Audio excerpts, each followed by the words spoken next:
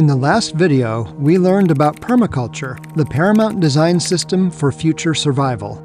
Except for one thing, permaculture has an unfortunate bias against cities.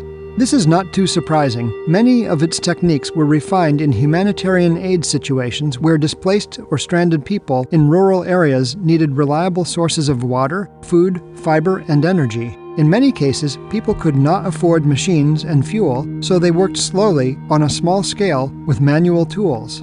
Permaculture co-founder David Holmgren even enshrined this experience in Permaculture Principle Number 9, use small and slow solutions. But permaculture's rural bias goes deeper than that. Permaculture's co-founder Bill Mollison called cities mainly disorganized on every level, effective anarchy and crime and social isolation in many areas. This contempt for cities permeates permaculture instruction and practice, which focuses on rural homesteads and detached single-family homes. Even Toby Hemingway's book, The Permaculture City, focused almost entirely on single-family households.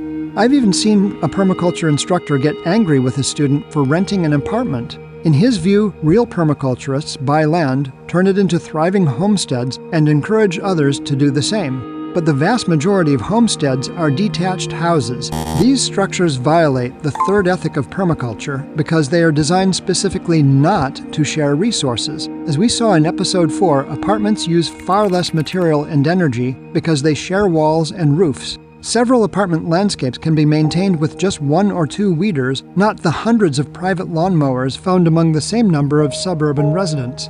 Worse yet, homesteads are car and road dependent. Roads and parking carve up wild habitat and use up to 70% of the land in urban and suburban areas. As we saw in Episode 2, we need to reduce our land use by 96% to end the mass extinction. The suburban and rural template for permaculture is not compatible with this goal. In permaculture, we're taught that the problem is the solution because good design can turn waste into resource. Right now, cities are a problem for the environment because over the past century, they were rebuilt for detached houses and cars. They also import their water, energy, and food from afar.